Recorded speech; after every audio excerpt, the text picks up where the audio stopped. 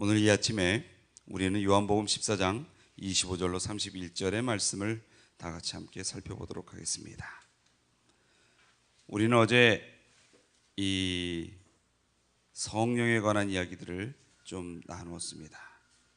그리고 또 우리가 온전히 나의 계명을 지키라, 나를 사랑하면, 이런 말의 의미를 살펴보게 되었습니다. 예수님께서는 이제 다시 그 성령의 인도하심을 받는 그런 삶을 살 것을 우리에게 오늘 말씀 가운데 다시 한번 강조를 하십니다. 우리 26절을 한번 보겠습니다. 보혜사 곧 아버지께서 내 이름으로 보내실 성령, 그가 너희에게 모든 것을 가르치시고 내가 너희에게 말한 모든 것을 생각나게 하시리라. 이 26절 가운데에서 예수님께서는 성령께서 하시는 두 가지 일에 대한 것을 우리가 제대로 깨달아 알기를 바랍니다. 성령께서 첫 번째 하시는 일은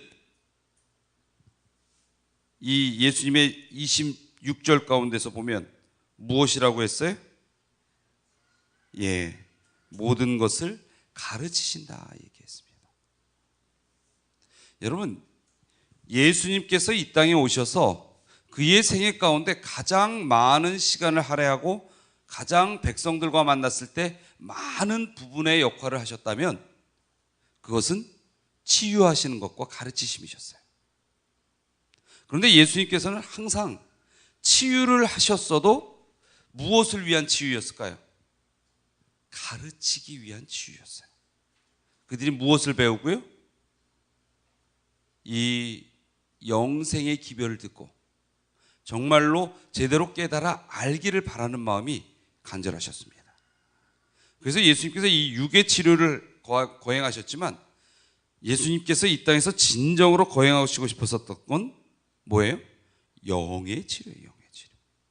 그 영의 치료는 가르침으로 인하여 이루어지는 것입니다.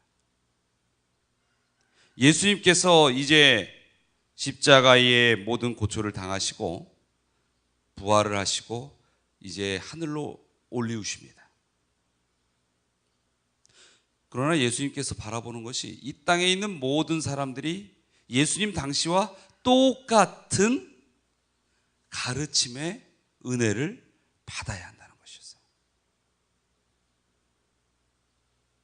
그래서 예수님께서는 성령을 보내시는 겁니다. 그리고 성령의 사역 가운데 가장 중요한 사역을 가르침의 사역이다 라고 이렇게 이야기하는 것입니다.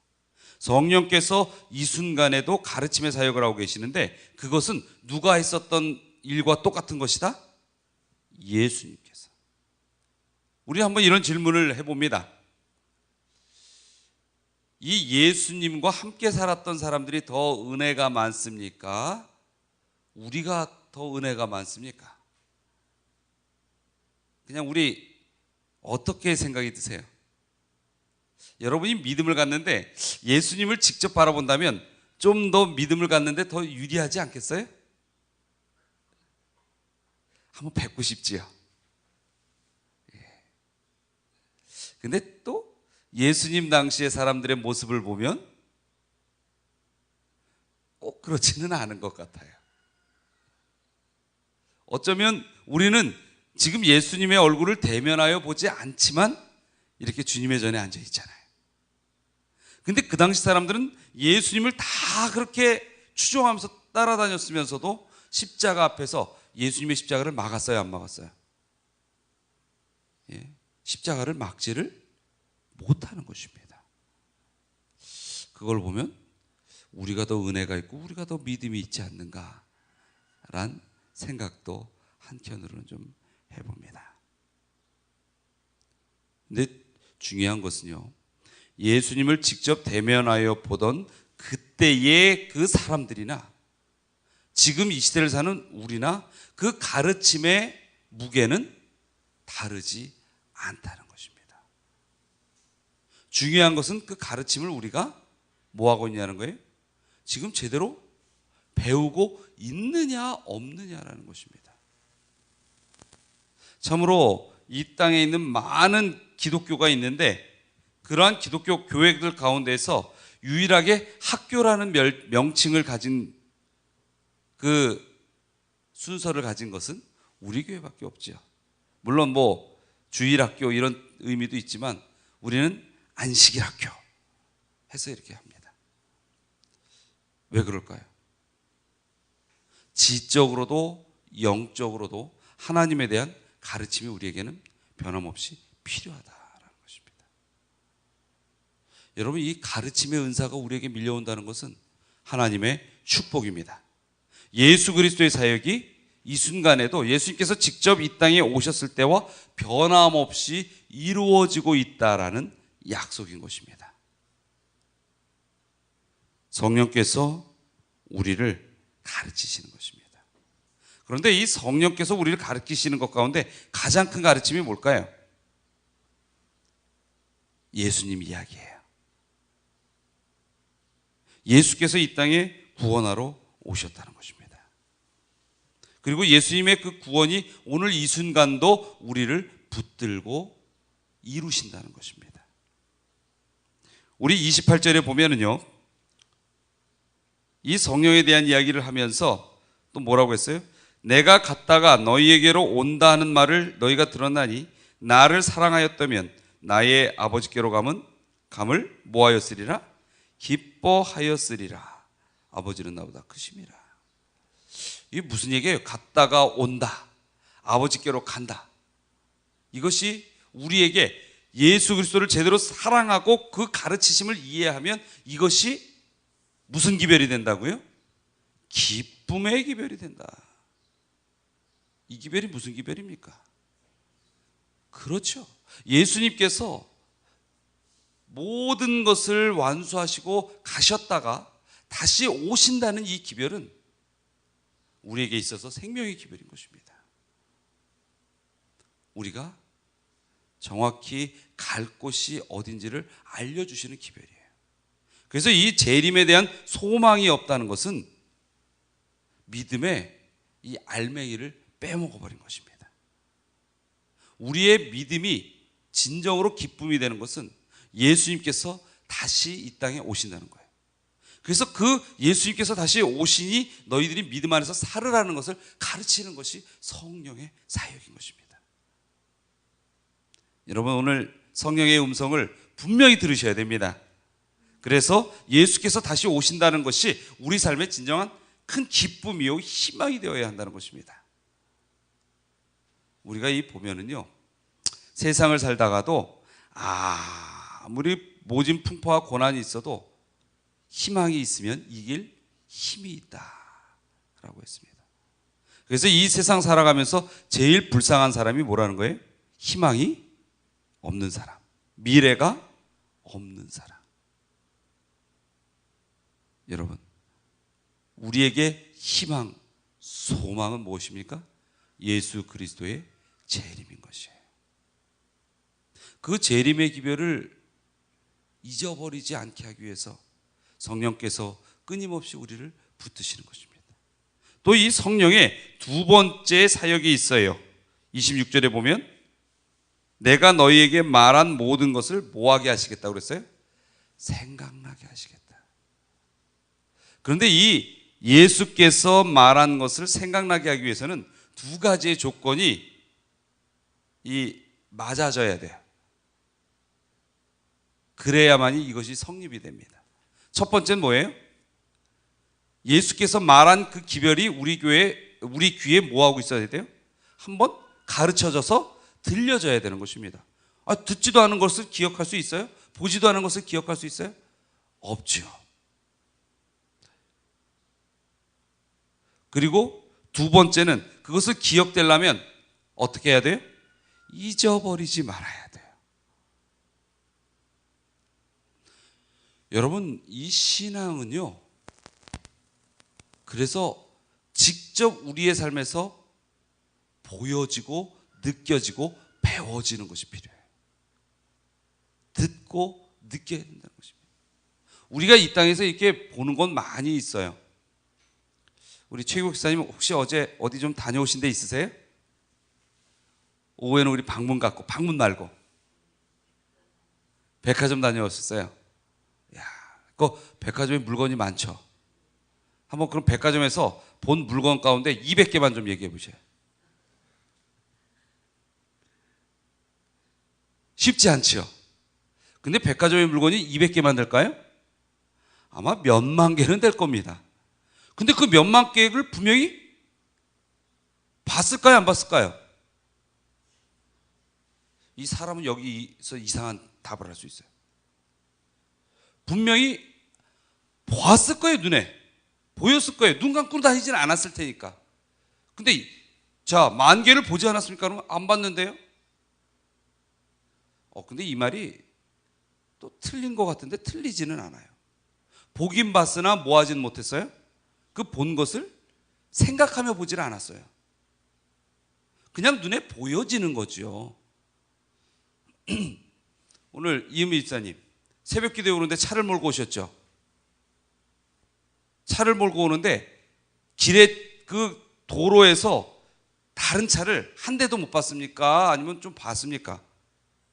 어떤 차를 보셨어요? 기억 못하죠. 그럼 안 본 거예요? 보긴 봤으나 뭐하고 보지는 않았어요? 예, 생각하고 보지는 않았어요. 우리 눈에 수많은 것들이 보여요. 그러나 그 보이는 것이 뭐에 담기지 아니하면, 내가 생각 속에 마음 속에 담기지 않으면 그 보이는 것이 아닌 것입니다. 근데 안 본 건 아니에요. 그렇죠? 그런데 마치 신앙도 그래요. 우리 집사님 신앙을 몇 년 하셨습니까?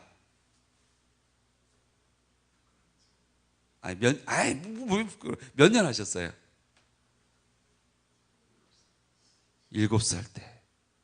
야, 그럼 거의 80년? 그렇죠? 80년 동안 신앙생활 하시면서 아마 신앙의 것들을 많이 보셨을 것입니다. 뭐 이로 정말 의미 있게 보았을 수도 있고, 또 그 가운데에 신앙을 했던 만난 사람들은 아마 수만 명이 되었을 것입니다. 그렇죠? 여러분, 이 신앙이요, 우리가 많은 것을 보여지는 신앙입니다. 이렇게 눈에 볼 수 있는 것이 신앙이에요. 어느 날은 뜨겁게 자신의 인생의 그 경험을 간증함으로 인하여 우리에게 감동함이 밀려오고, 어느 때는 내가 기도하다가 눈물이 터져서 몇 시간 동안 주체할 수 없는 감동과 감사함으로 주님께 기도를 드리고, 어느 때는 정말 죽을 것 같아서 주님께 붙들었더니 상상할 수도 없는 기적과 같은 기도의 응답이 왔고, 그런데 마치 그냥 백화점의 물건들을 스쳐 지나가듯이, 운전하며 집 주위에 있는 차가 지나가듯이 그렇게 신앙을 하지는 않았는데 뭐 할 수는 있어요? 잊어버릴 수는 있어요. 여러분, 매일의 신앙 속에 성령의 역사하심이, 그 능력이 정말로 내 신앙을 의미 있게 바라보고, 첫 번째는 의미 없이 보면 안 돼요. 모든 걸. 예? 백화점 진열장에 있는 물건을 내가 살 물건 외에는 관심 없이 보는 것처럼 그렇게 신앙을 봐서는 안 됩니다. 신앙이 직접적으로 내 삶에 연관될 수 있도록 보여지고 찾아져야 됩니다. 그리고 또 내 신앙 속에서 경험하고 바라보았던 그 하나님의 놀라운 사랑과 인도하심이 뭐 되어져서는 안 돼요? 잊어버려져서는 안 된다. 그렇게 해달라고 기도해야 합니다. 성령께서 그렇게 해주시도록 우리가 우리 마음의 모든 것을 성령께 열어드려야 하는 것입니다. 이 성령의 사역인 것입니다. 예수님께서 이렇게 성령의 인도함을 따라 기억하며 배우며 살아가는 사람들, 그들에게 줄 선물이 있다 했어요. 그게 27절에 뭐예요? 평안을 너희에게 끼치노라. 그것도 누구의 평안을 주시겠다고요? 예수님의 평안을 주시겠다. 여러분, 이 평안이 뭔지 아세요? 우리가 인사할 때 이 유대인들이 이렇게 인사한다고 그러죠. 샬롬. 평안을 주노라. 이게 샬롬이에요. 어떻게 보면 샬롬 하면 꼭 뭐 같아요? 우리 인사할 때, 우리 그냥 한국 사람들이 인사하는 말 가운데 가장 만나면 툭 인사하는 게 뭐예요? 안녕하세요. 여러분, 안녕이라는 단어가 바로 평안이라는 단어예요. 그렇죠? 안녕하세요를 좀 풀어서 얘기하면 뭐라고 인사해요? 밤새 편안하셨습니까? 그렇죠? 평안이라는 것이 뭐예요? 나를 뒤흔드는 일이 없다는 거예요. 밤새 안녕하셨습니까? 괴로운 일 없으셨습니까? 평안을 너희에게 주노라. 우리 가운데 우리 이 심령을 뒤흔들어 거꾸로 틀릴 모든 것들을 예수님께서 다 이겨내셨으니 예수를 믿고 뭐하는 삶을 살아라? 확신 갖고 아까 얘기했듯이 소망을 갖는 삶을 살아라 라고 이야기하는 것입니다. 여러분, 오늘 하루를 살아갈 때에 성령께서 우리와 함께 하신다면, 성령께서 변함없이 예수님께서 가르치셨던 것처럼 우리의 삶을 어떻게 살아라 하고 뭐 할 것이고 가르치실 것이고, 또 성령과 함께 할 때에 우리가 하나님을 배우는 이 믿음의 경험들을 스쳐 지나가지 않게 하실 것이고, 내 신앙 속에 역사하셨던 놀라운 사랑을 기억나게 하셔서 그것을 소망으로 갖고 믿음으로 우리 마음에 뭘 주시겠다? 평안을 주시겠다. 이것이 예수님의 약속인 것입니다. 우리 오늘 하루를 살아가실 때에 이러한 성령의 놀라운 역사하심을 통하여 진정한 평안의 선물을 받으시며 살아가시게 되기를 바랍니다. 우리 소망의 예수님께서 여러분에게 주시는 가장 큰 축복의 선물 중에 하나인 것입니다.